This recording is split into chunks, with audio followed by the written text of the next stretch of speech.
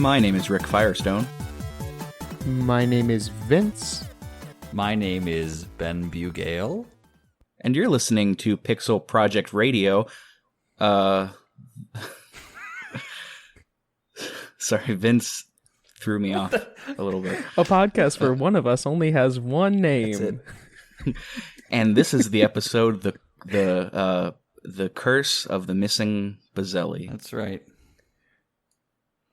So, boys, before we start today, I wanted to pitch a question to the two of you, and it's a two-parter. So I want to know, we're talking today, as you probably surmised from that intro, about peripherals in video games. And I wanted to ask you, boys, what's your favorite peripheral that you own now, and what's your favorite one that you owned as a kid? Since I'll go first, as they say on TikTok. Yes, please. Since I thought of this. So, my current one is a bit of a throwaway. I don't know that it's a genuine answer, but I switched to a dual monitor setup here back in March, and I have a little mount that goes on my desk. That's great. I love it. Love it. Sometimes I take my wireless mouse to my bed, and I do stuff on there. But no, it's great. It's a space saver. I can customize everything. It's really good. But when I thought about this question and I thought, what was my favorite one I had as a kid? I looked up this controller that I used to own, and it just flooded me with nostalgia. So it was called the Nikon Air Master, I think. It was definitely by Nikon. And it was a PlayStation controller. But in addition to plugging it into the controller slot, you plugged it in via USB to the PS2. And it had a setting on it, had fans inside, and there were like slots in the controller. So as you were playing, you could turn the fan on, and it would cool your hands. What is this? Because I guess sweaty palms is an issue for some people. I've never had sweaty palms from playing video games, at least not more than like holding something for a long time. You know what I mean? And I'm not even saying this controller was good, because it probably wasn't. It didn't get very good reviews. But I remember as a kid holding that controller and turning the fan on. I was like, oh yeah, this is the height of luxury and technology. Have you ever seen one of those before? Yes. What? Yeah. They're wild. It's just blowing air into your hands as you're playing. I'm not. And they were loud. They were unnecessarily loud. Is that like a Mad Catz brand by any chance? It's funny that you mentioned that, because I thought it was Mad Catz, and when I looked it up, it wasn't. It was Nikon. But yeah, similar third-party kind of thing. Like the camera company? Excuse me, it's Nyko. Nyko. Okay. Oh, Nyko. Nyko, Okay. yeah. That's my Yeah, bad. and why? Yeah. Yeah. And it was just this fat little blue controller that had a fan that blew into your grubby little palms as you're playing. And I'm sorry, God forgive of War. my terrible short term for playing. Oh, so it was God of War, so it was PlayStation. That's what your... Yes, I had it for PS2, yeah. Got it. Pixar, it didn't happen. You know, it broke a long time ago, so unsurprisingly, I'm sure. But yeah, I don't have it any longer. But yeah, when I thought of this question, that was immediately where my mind went to, and I was looking up like contemporary reviews of it at the time. Mm-hmm. All in all, not a good controller, but it made me feel like I was living in 2013. Nice. Yeah, man, that was like... Okay, so I think, Ben, if you don't mind if I kind of go for this one. I do mind. No, go ahead. I'm fine. My favorite childhood accessory that I had, because being a kid, like, you're not really thinking practicality-wise. So when the Nintendo DS came out, the original Nintendo DS, the big gray blocky one. Oh, yeah. I had this, like, fold-over magnifying glass attachment that would make the top screen bigger. It would just make it look bigger. It was like the greatest thing since sliced bread to kid me. I loved it so much. I could make things bigger. And if I was playing something like Pokemon where I didn't need the bottom screen that much, it was such a great experience because I didn't need to look at the bottom screen at all, and the top screen was quite literally twice the size because of the magnifying glass attachment. Also, I think that's a tie with the little light that would go in your Game Boy Advance that would like plug into it, where you could like see it at night, so you could do some late night Game Boy Advancing and like hide it from people. Yeah, that magnifying screen was around since like the Game Boy Pocket days. I remember Yes. back in my day, Vincent, we had those to go on so we could see the screen when we were playing while we walked to school every day, to and from school, uphill 3 times a day. Backwards. No, but yeah, they were around for snow. the Game Boy Pocket and the original Game Boy, because otherwise you couldn't see the damn thing. Right. Yeah, And those then- things were super cool. I did not know that, but now I know. All I know is that the first time that I was introduced to said accessory was during the Game Boy DS days. And what was the second one? What What's about my now? favorite My Yeah. favorite accessory currently that I have? There's so many that are intuitive and great and fun to use, but I think the accessory that I've just put the most hours into, the most time, I love my GameCube controller. I do. There are so many other controllers that I love to play other games, other AAA titles with, but I just play a lot of Smash, and I love my GameCube controller. It's always on my desk. It's right here. It's I'll try to make it the least noise that I possibly can. You guys can see. I don't know if you can see the buttons on it. This is not a visual podcast, but I bought like buttons off Etsy, and like I like soldered pretty much everything on this board. Like I love this GameCube controller. It's a big favorite of mine. Do you think it loves you too? No, because it doesn't make me any gooder. Okay. It actually makes me worse. I suck. I think the argument can be made that just by playing Smash, you're already in a deficit. Much like Rocket League. The only way to win is to not play. Or to literally play for fun and reckless abandon. It is the only way to survive. Except there's too many sweaties. Nobody wants to play for fun or reckless abandon. Like I'm not trying to, like, everyone's camping and sweaty, and like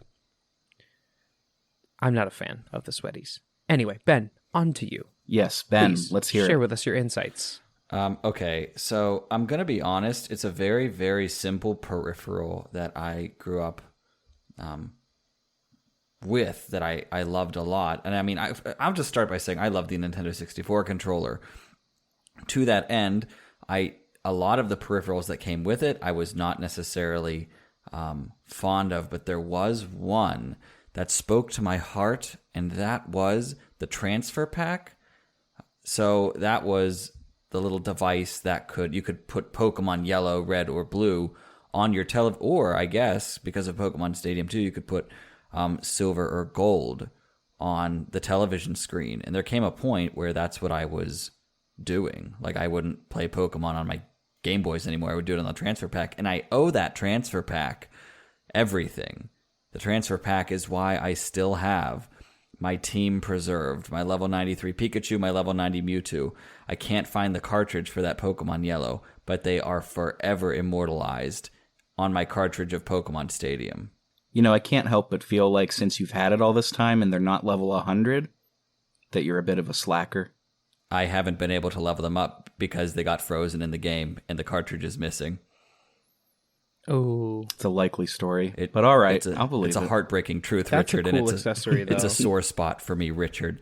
Yeah. I very much like that accessory. Yeah, it was. I think I don't remember if I had one of those, but nonetheless, very cool pick. I like that pick. What about now? What about these days, Benjamin? One of the peripherals, I don't own this, but I've enjoyed playing around with the Oculus, which I know is a system in and of itself.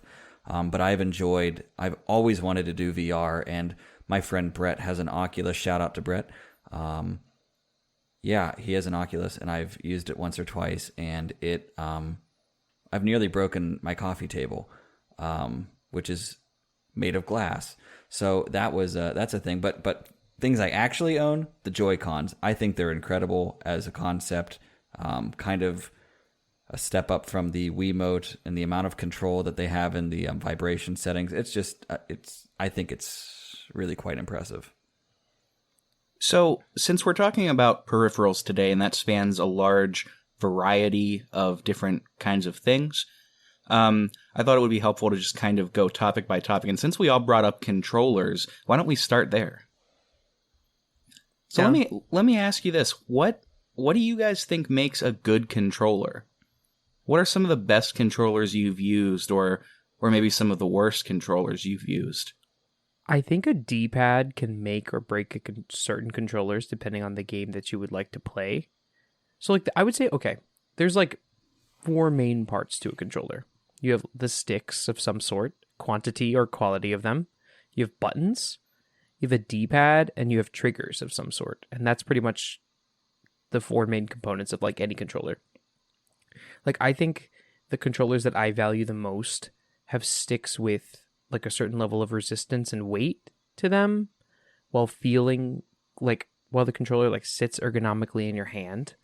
Like, I want a certain level of resistance, and I want like a certain level of heft, because nobody really holds their controller like away from their body. So like, I think the idea of like a light controller is out the door for me. So controllers, like, I really did not like the original PlayStation 1 controller. Not a fan. Do you mean the pre-analog stick version? I think both. Just in terms of heft, I didn't really enjoy either one, to be honest. You know, you mentioned analog sticks, and Ben, not to rain on your parade over the Joy-Cons, because I agree with you. I like the Joy-Cons quite a bit, but that's one area. And indeed, why I don't play with the Joy-Cons is because I really don't like the analog sticks. I just feel them to be overly flimsy. And that's actually why I use the Elite controller anytime I need to do something regarding any kind of skill with the joysticks. It's just they're so weighty. I like that they're made of metal instead of plastic. And that's, you know, I go back and forth on whether I prefer it to PlayStation, if simply because of the controller placement, the joystick placement, and there's some button things too. But yeah, the weight of the joysticks is something that's a really big deal to me. That's also why I couldn't get into the Steam controller, but I'll talk more about that in a Ooh, sec. That's like a whole topic in and of itself. Valve has tried some stuff. But Ben, I'm curious to how do you gauge a controller? And then we could talk about our favorites and consoles and whatnot. And specifically, what do you love about the Joy-Cons that you would rank them so highly? That is not my personal ranking of them. I think it's a really neat peripheral. I think it's a really cool accessory, and I think it's really flexible. I always use the Pro controller. I almost never use the actual Joy-Cons when I'm playing. But I just think the amount of things that they can do, like in 1-2 Switch. And I really hope that Nintendo actually continues to, expand on how they use the Joy-Cons, because there's a lot of cool things they can do. What makes or breaks a controller for me, I mean, I've always, I guess, versatility, to be honest with you. And Vince, the anatomy that you laid out about triggers and sticks and D-pads and buttons, I mean, like, that's it. Like, that's all there is to it. In terms of what makes it function well. At the same time, I will say when I bought myself an Xbox 360, like sophomore year of college, because I admittedly waited a little bit of time, that was one of the most perfect controllers I'd ever held. So something that still is, it feels honest to God, and I still use it with my my computer here. Like the amount of options you have and the fact that you can use so many different fingers to do so many different things at the same time. I played a lot of Call of Duty Zombies.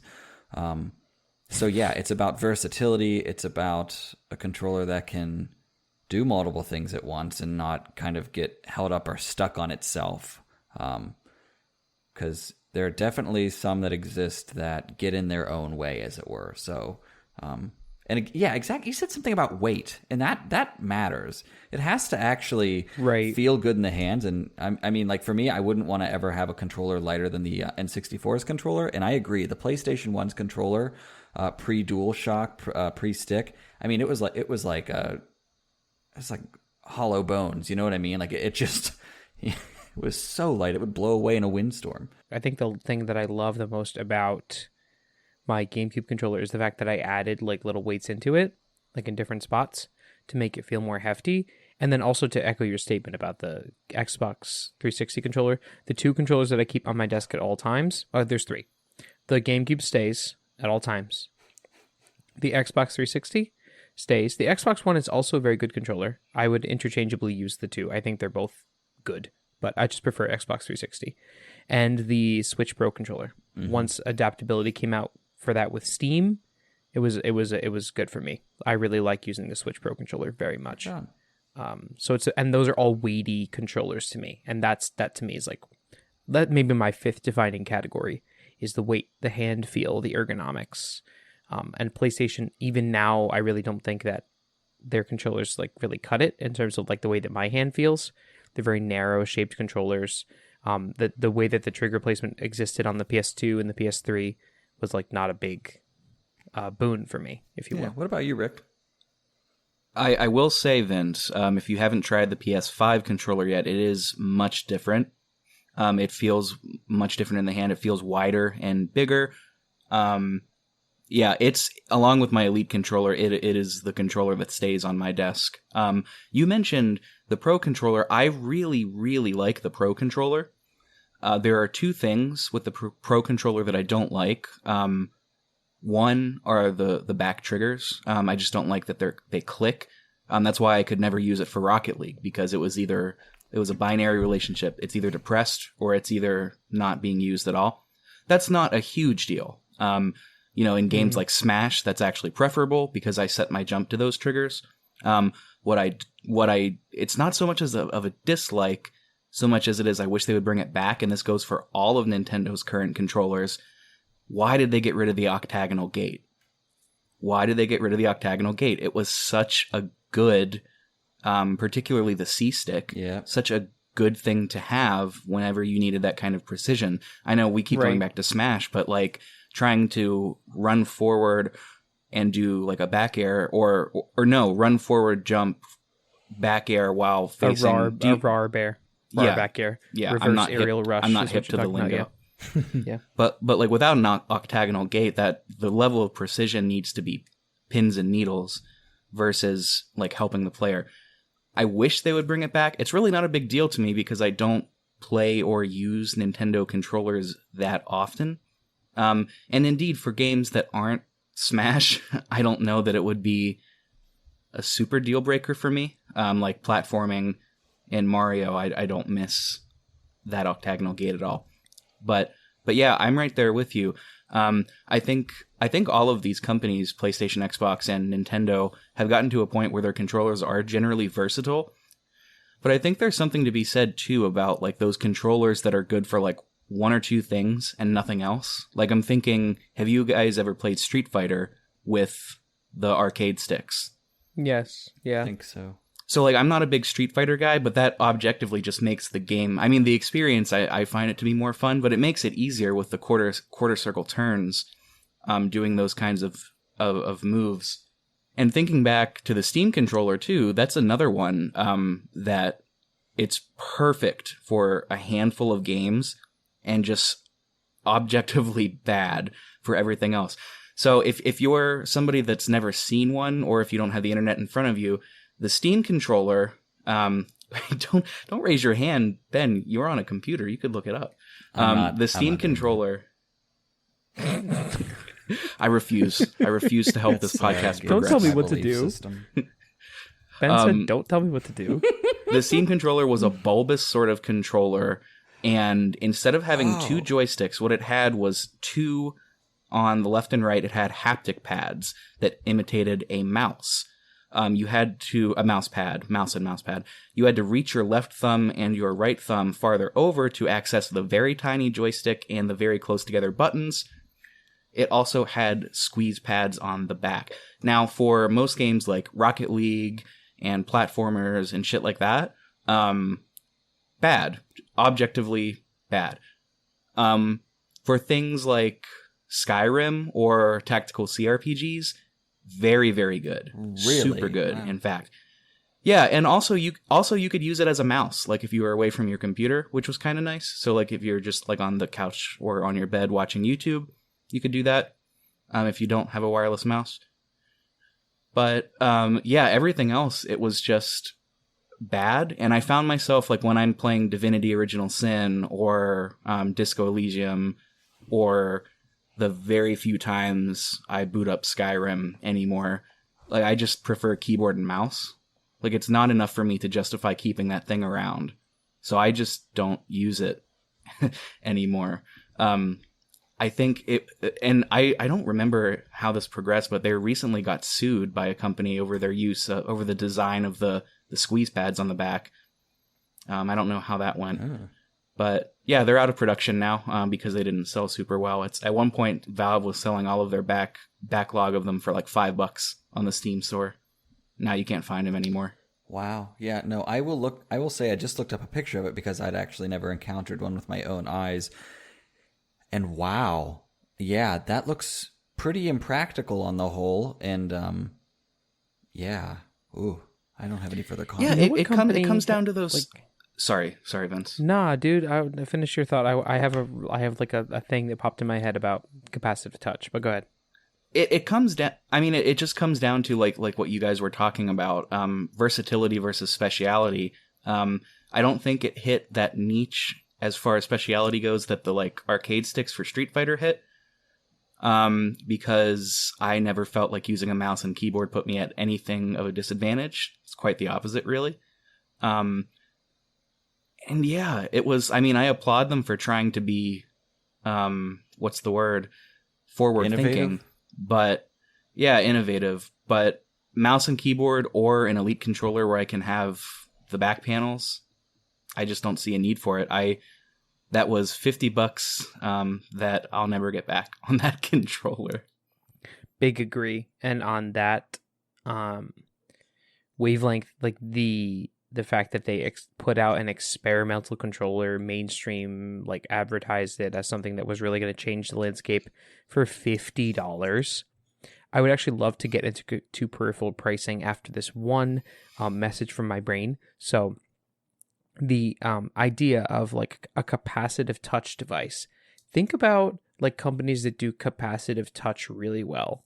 Like, can you guys think of a company that does capacitive touch really well? Because I have like one that sticks in my head constantly. What do you mean by capacitive touch? So like when you touch a touch screen or a trackpad or something that is like a non-tangible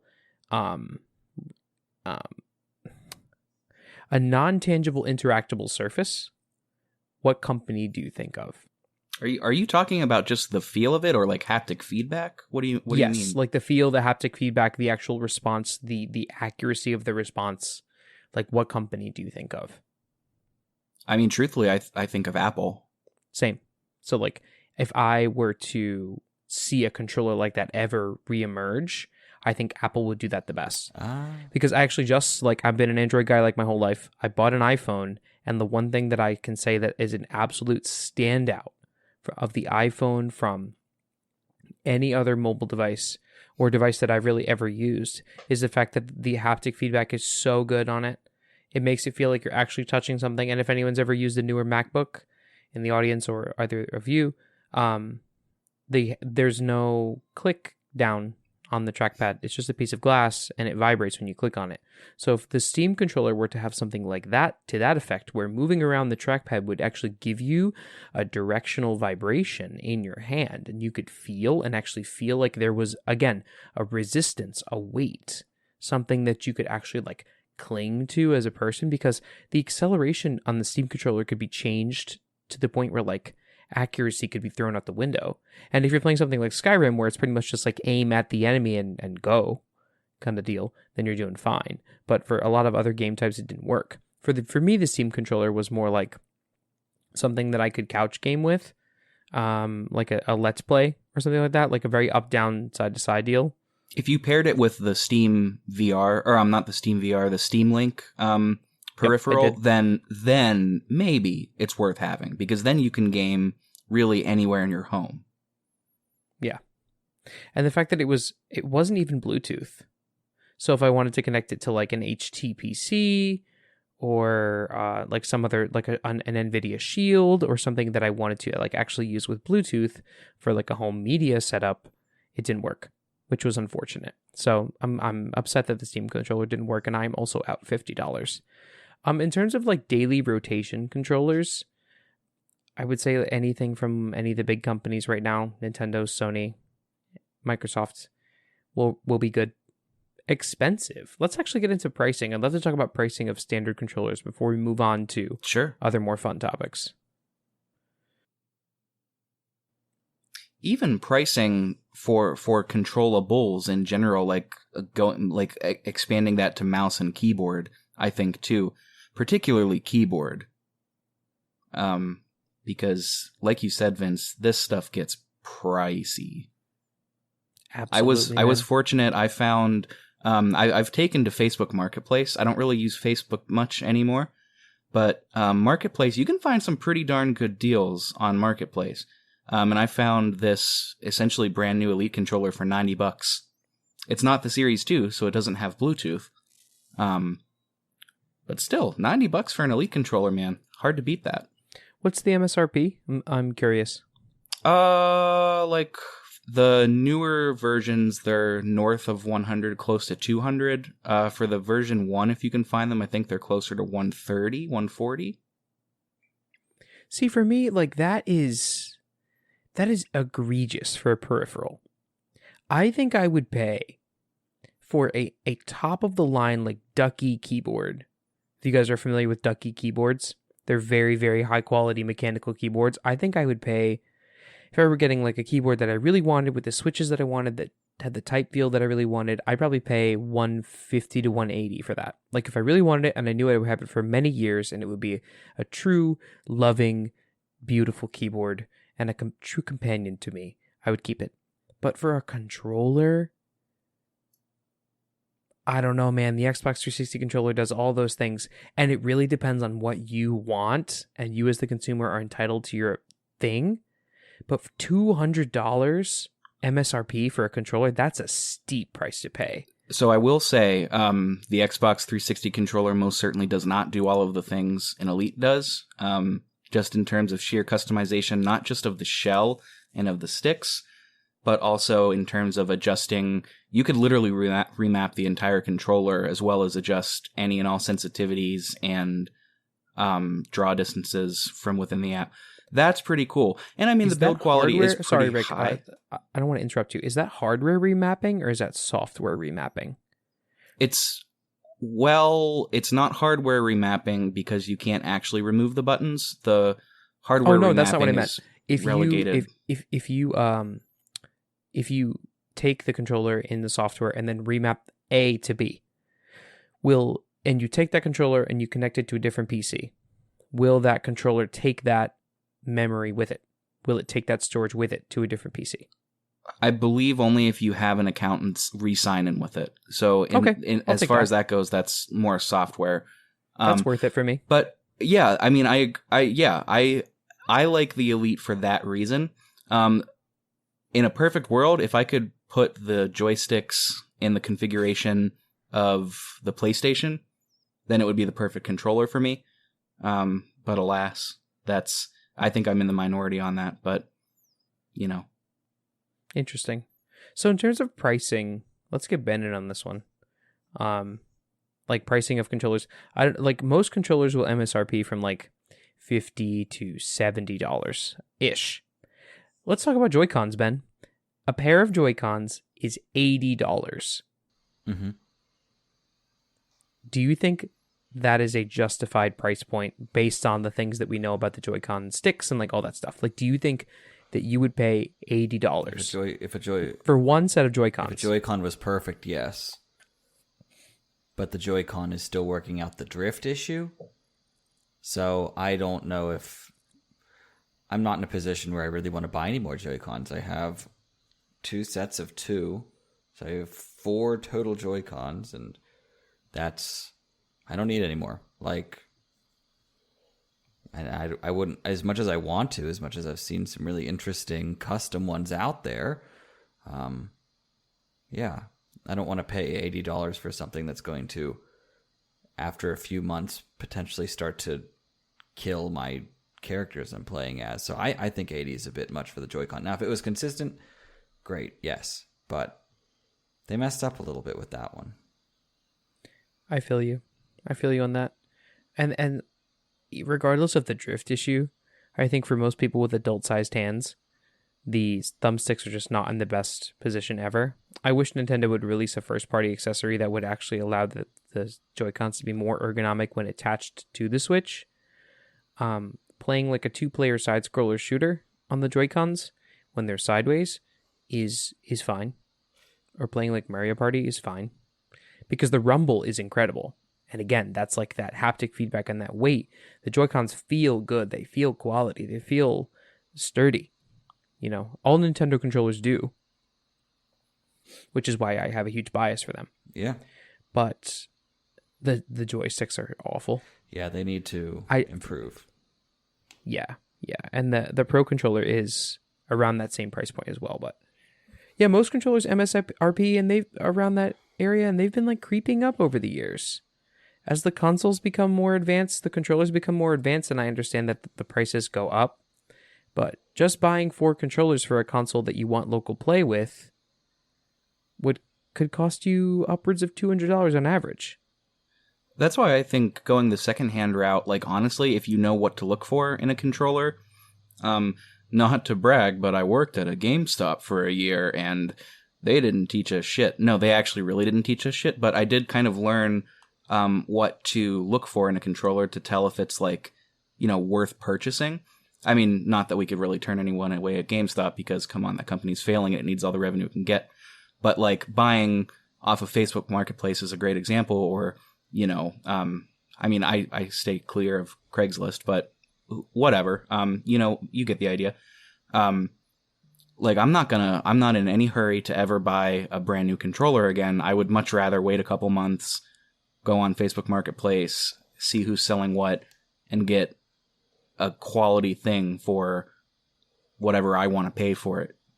I mean, truthfully, like I can't imagine paying $200 for a brand new Xbox Elite Controller Series 2, or even $80 for a new pair of Joy-Cons. Yeah.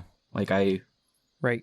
You know, I know that's some people are fine with doing that, but like I'm not gonna do that. Right. I got mine on Let Go for $50. Nice. I don't know where the guy got them, but they were brand new in the box, and I was like, okay, whatever, $50. I'll do that. I didn't even need them. $30 off, no tax, and they were the red and blue ones. So I was like, great. Excellent.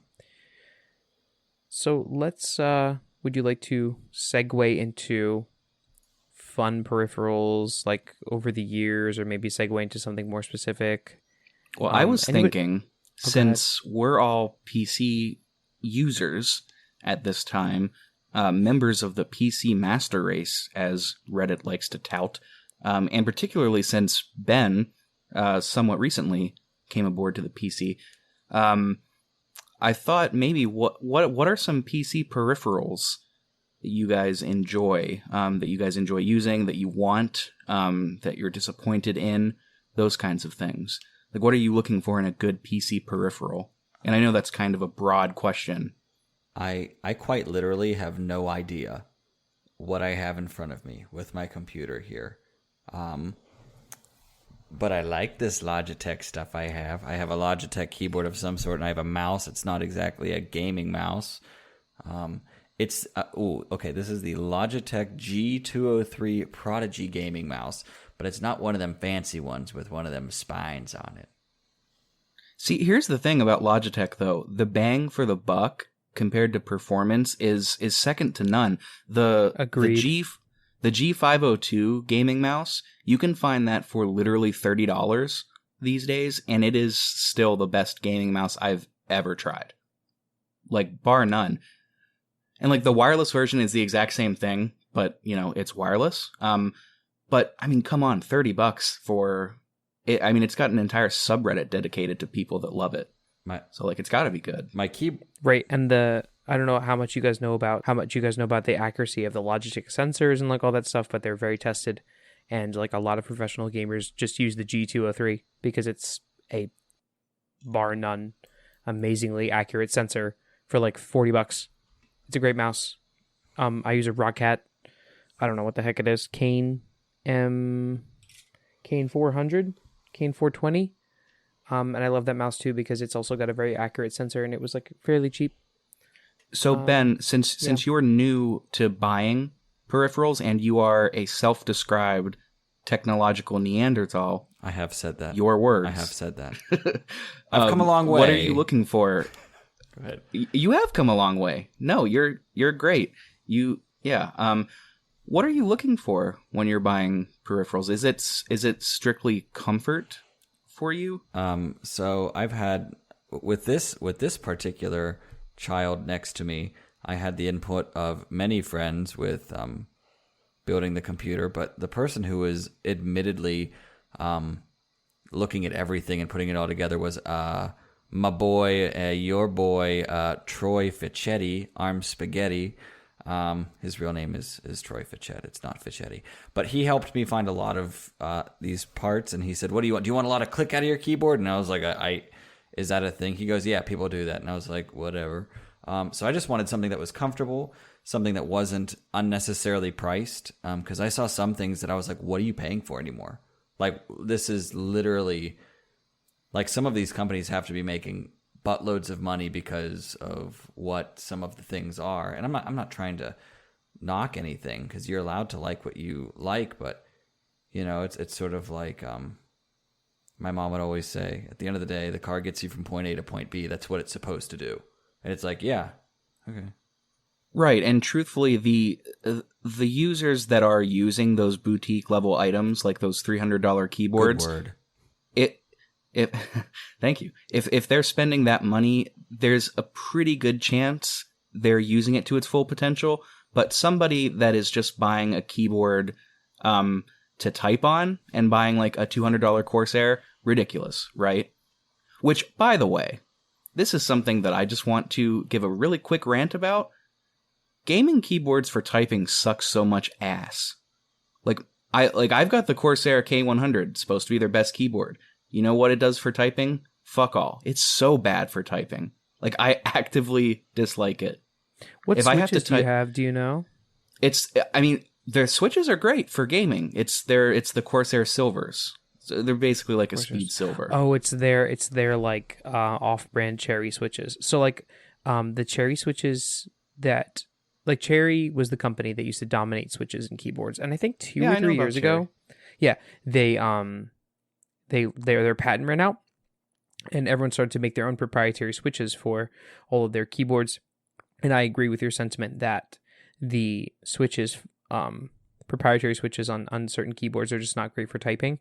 And I think like the way that Corsair has their keys, they're so raised off of the actual back plate itself, it's not conducive at all. I have a gaming keyboard. I have a Logitech G710, one of the older ones, with blue switches on it. And I love it for typing.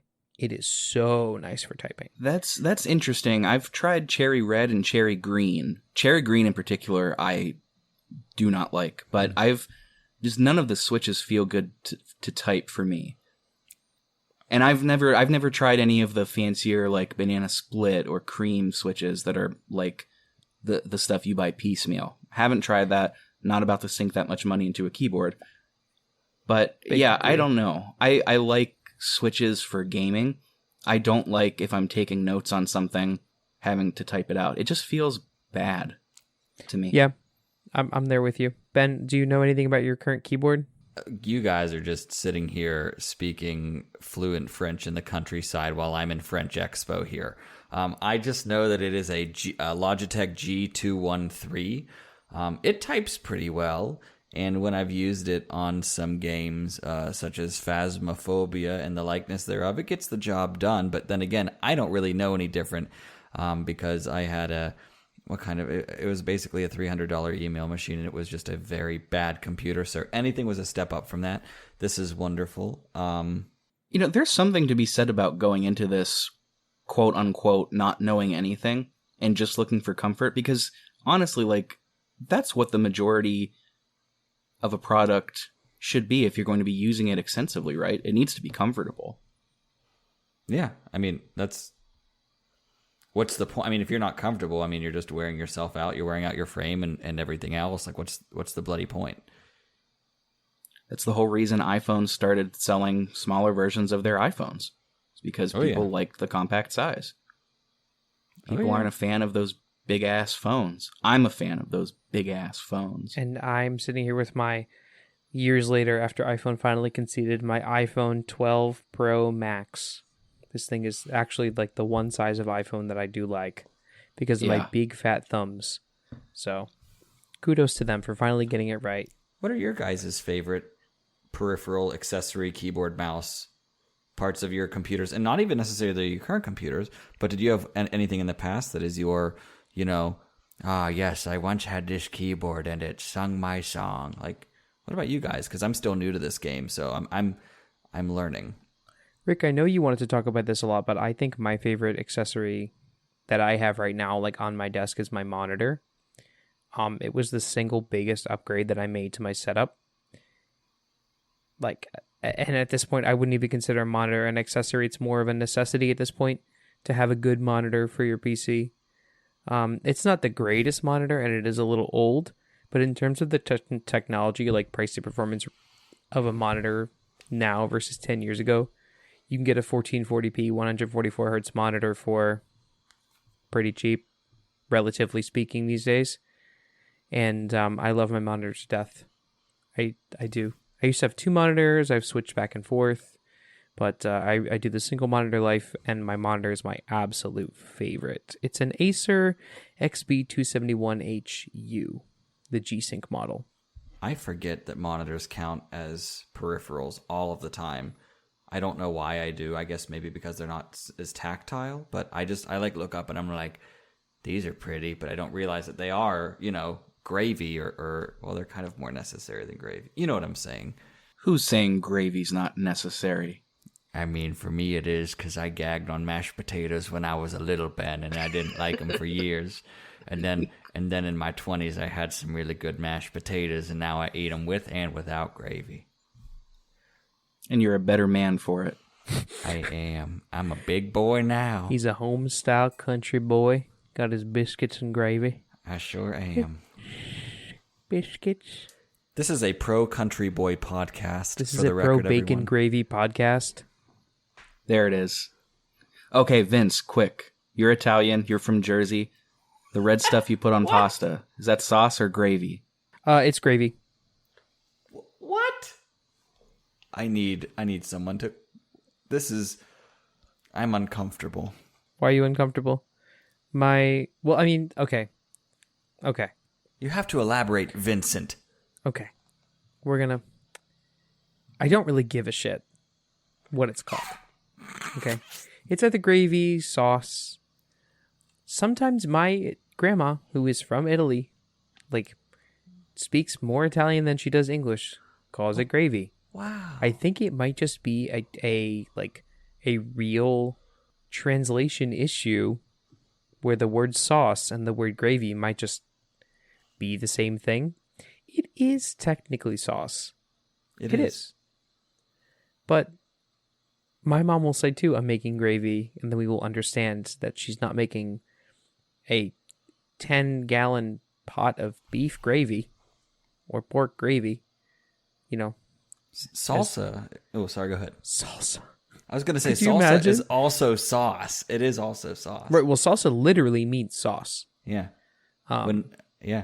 Yeah, so that's the settlement on that. Who would have ever thought that we would have done gravy in the Peripherals episode? I mean, I would not have, but I'm thankful to Richard for bringing that up.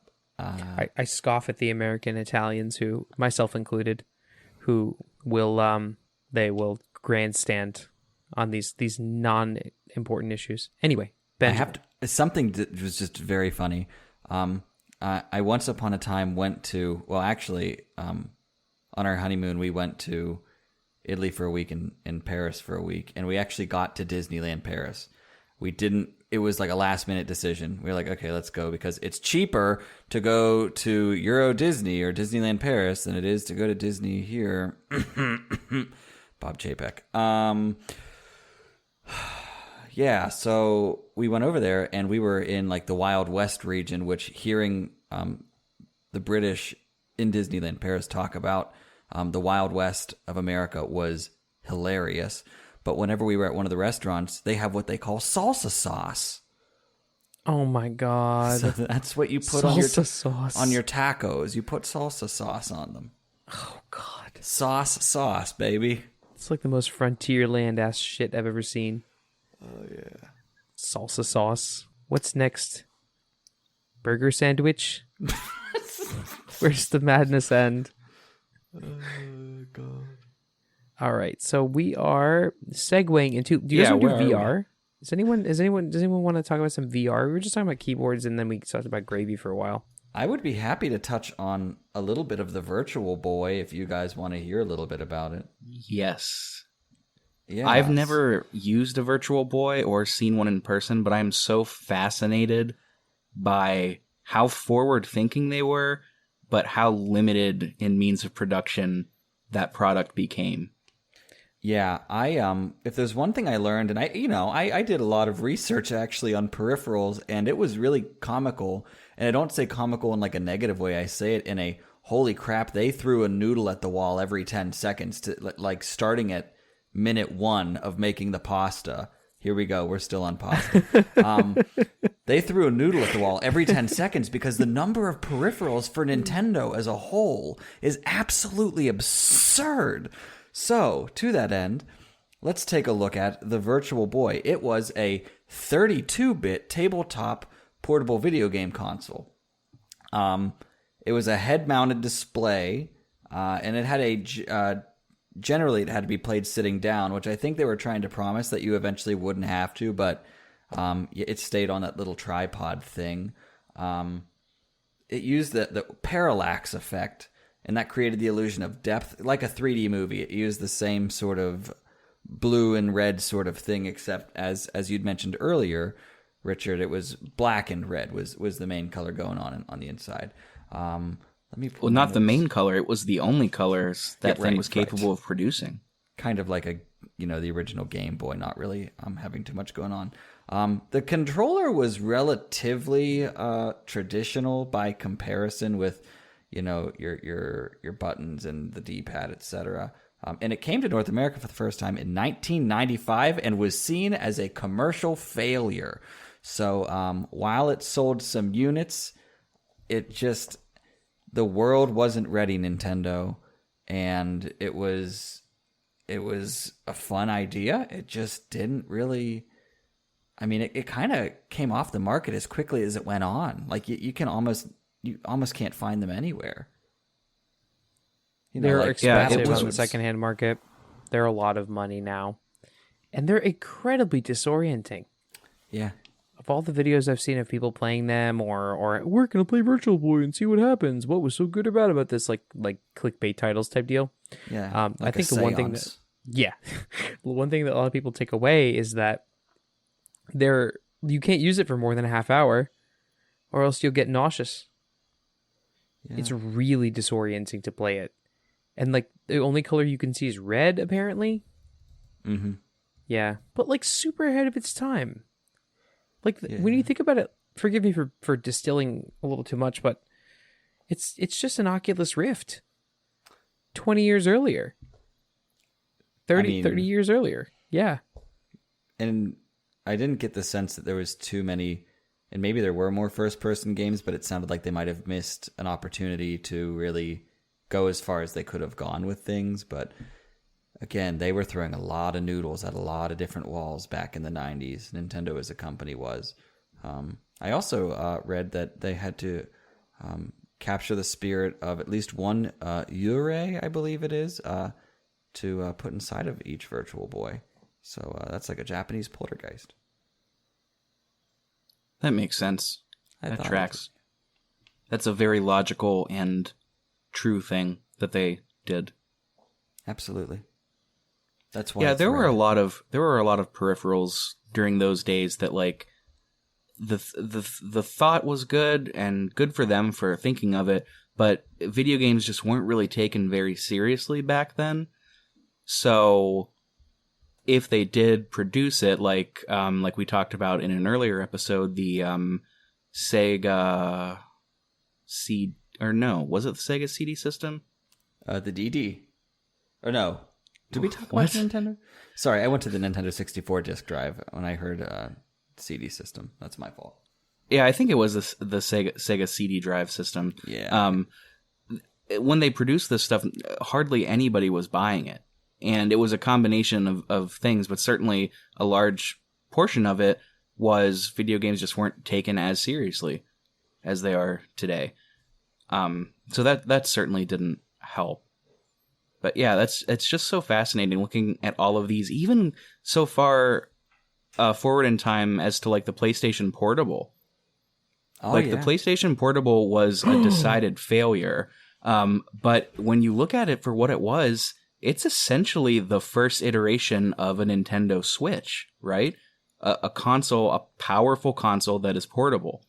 It was just too early, and nobody at the time was interested in that kind of thing. Then the Vita PSP came out and did relatively better, and then now we're at the Switch, and, you know, it's the thing. The PSP fucks, dude. The PSP. I still have mine, and I stumbled upon a video just the other day, actually, now that you bring up the PSP, about a guy who mods PSPs in like 2019, and all the things he could do with his PSP. I don't know if you guys still have yours, but you can mod it, and it is a very capable retro gaming console. For most, if not all, of the retro gaming consoles, up to the Nintendo GameCube. That's pretty impressive, to be perfectly honest. The PSP was great. You could watch movies on it. Really? You can't watch movies on a Switch. You can watch Netflix. You can watch YouTube. You can watch YouTube. So you can pay for movies in a Okay. weird roundabout way. Right, I take it back. You're right. You can do that. But like, you could buy discs. Like, you could do so many things. You could listen to music, local stored music. You could view locally stored pictures on the PSP. That was a big deal.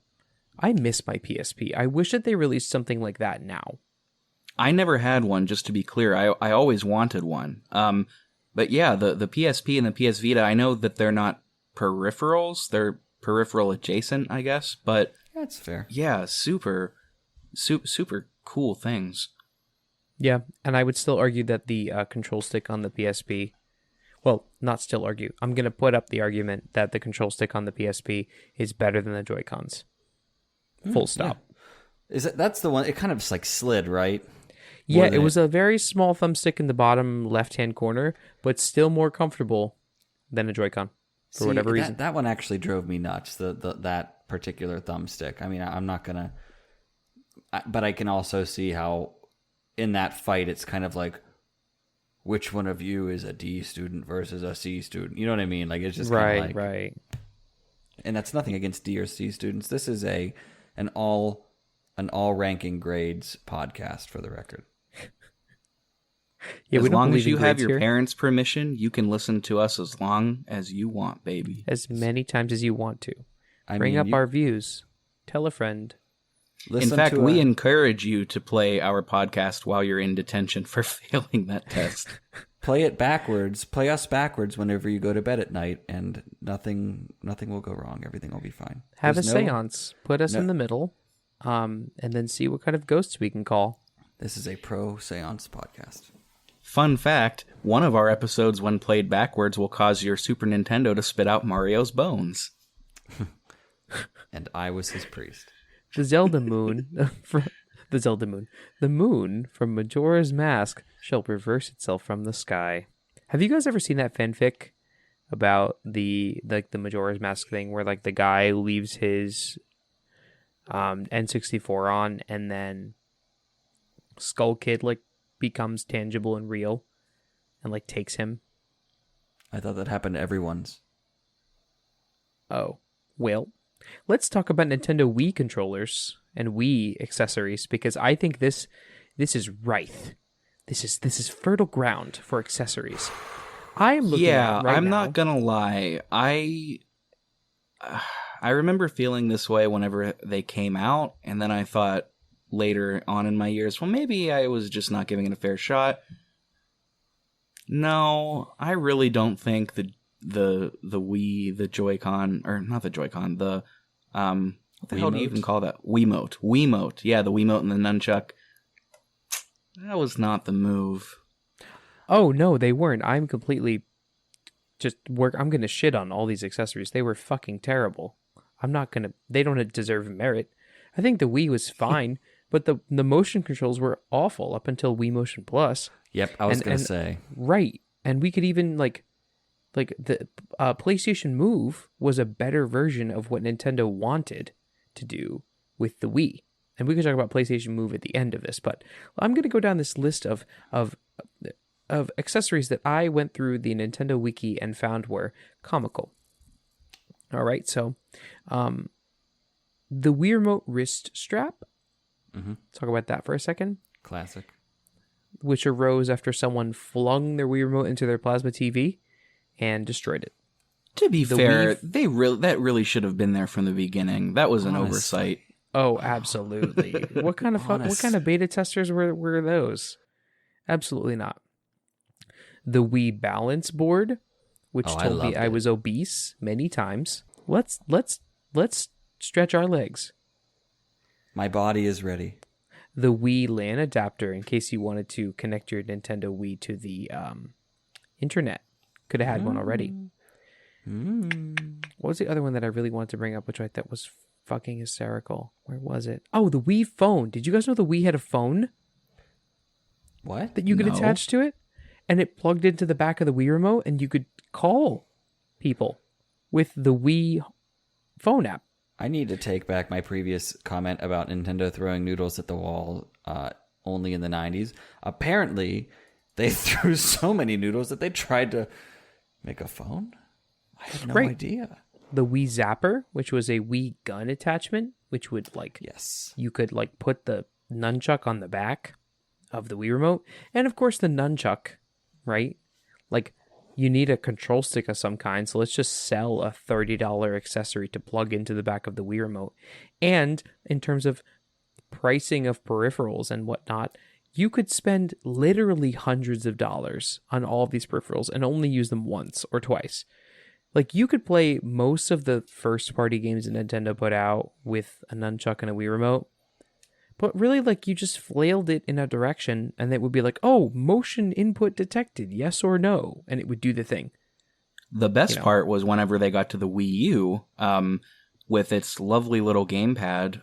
Fun fact, the first game that I ever played on my Wii U was Star Fox Zero, where you have to control the ship using the motion controls of the gamepad. Oh, God. And I almost immediately decided... Yeah, right. And I almost immediately decided, well, I wasted my money. But thinking... There was a specific Mario game, I forget which one, that required you to have the gamepad as well as the Wiimote, and you had to do motion controls and also stuff on the gamepad, and you had to look from the TV back to the gamepad, and it's stop it. Why? They were trying to do an oversized DS thing, I think, is what they were trying to do. And that's... a lot of things Nintendo was we're going to experiment, we are the family company... Yeah, absolutely. We're going to make this happen. And in a lot of places, they succeeded. I think Nintendo's handheld market is incredible. I think Nintendo's, the Wii and the Wii U... Well, the Wii was an incredible console. It had some great first-party games. For what it was, yeah. I mean, it did the job. Also, I respected the fact that with the nunchuck, the nunchuck actually emulated that middle handle of the N64, and it still had the octagonal... Yep. So I mean, they did some things that I thought were really cool with it, but so did the Wii U. The Wii U gamepad had that too. The Motion Plus, though, was the difference maker with games like Skyward Sword and the likeness thereof. That was the Wii U. Sports, legendary with the Motion Plus. Anyway, the Wii U.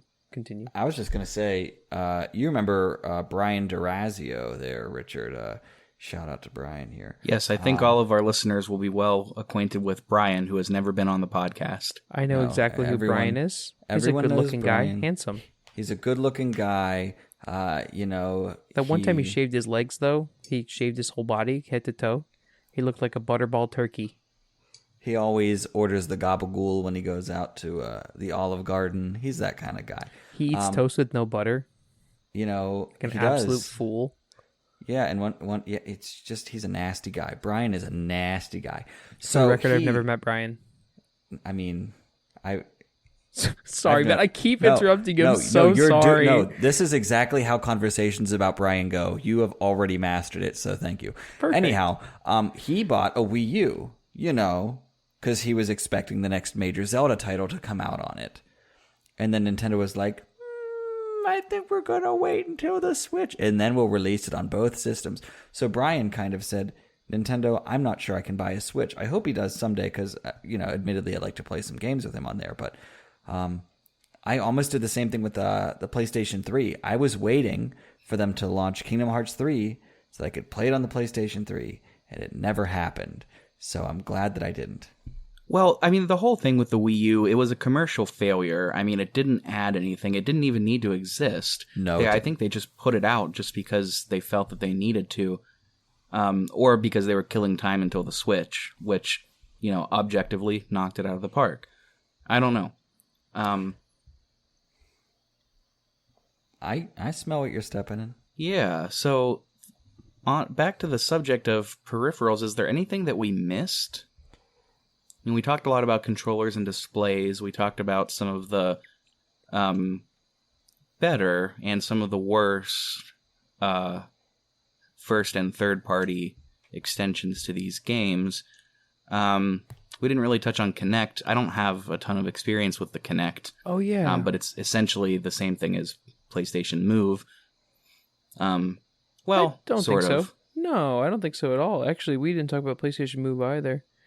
So the Kinect, I mean, you did. You brought it up. Did you ever watch the E3? That was when E3 was good.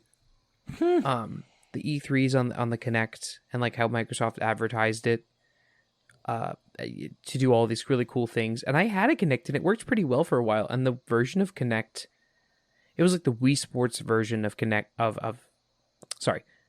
the Wii Sports version that Xbox put out, basically, that said, hey, you can use Kinect for this. It was pretty okay.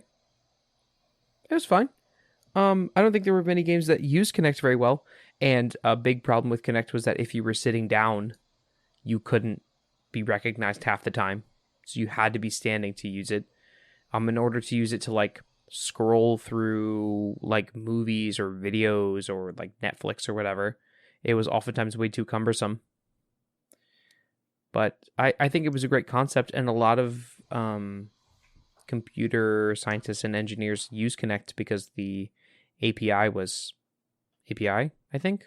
I don't know. The software was just open source, so anybody could use it. I never used PS Move. Did anyone here ever use PS Move? No. Okay. Only what I saw through videos, but cool peripherals. I think those were actually pretty cool. I mean, I'm sure it was. I will say, kind of sticking in the Xbox vein, something I found interesting, but I never owned an Xbox. Did either of you own an Xbox? The original? Yeah. Oh, yeah. So I was reading an article that said that the Xbox, and they called this controller the Fat Boy or the Duke, which of course I looked at Fat Boy and I was like, oh God, that's a fat boy. A thicky. When I saw that Fat Boy, anyhow, whenever I saw, it said that the Fat Boy in the year 2006 was when this article was written, was the second worst controller of all time. Agree or disagree? That was the original Xbox controller, and I remember when they rebooted it as a sort of collector's item that you could actually use. The problem with the Fat Boy was that one of the biggest problems with the Fat Boy wasn't just that it was a literal fat boy. It was the way the buttons were molded and shaped. They hurt to press for long periods of time. So if you're playing fighting games, for example, this becomes a problem because those buttons were pointier than they currently exist on the Xbox One and Xbox 360 controllers. That was the biggest problem that I remember. My childhood friend had an Xbox, and I remember that being a big thing that kind of sucked, aside from them just being giant It was behemoths so of a big. controller. Chungus. So big. I have big hands and it's still a big controller. That's a big boy. God. It's comical. It's like they meant to mess it up.